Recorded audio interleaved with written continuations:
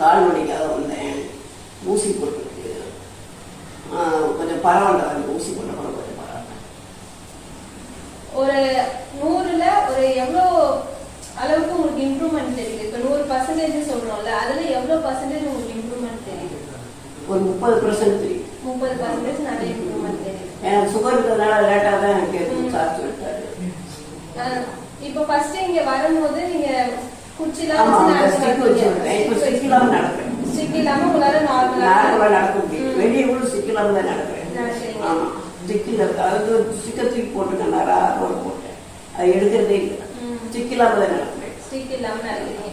First இருந்த வலிக்கு இப்ப இருக்கிற வலிக்கு உங்களுக்கு நல்லா வித்தியாசம் தெரியுது. வலி இல்லை. இப்போ வலி இல்லை. எப்பயாவது வலி, எப்பயாச்சும் தான் வலி வருது. ஆனா அந்த ஃபர்ஸ்ட் இருந்த மாதிரி வலி இல்லை. நடக்க முடியாம படி ஏறி வந்தேன். இப்ப அந்த ஸ்டிக்கை வச்சுட்டு வந்தேன். இப்ப ஸ்டிக் இல்லாம நடக்கிறேன். வெளியே கூட இங்க இருந்து ஸ்டிக் இல்லாம போயிடுறேன். இப்ப பரவாயில்ல, வலி பரவாயில்ல.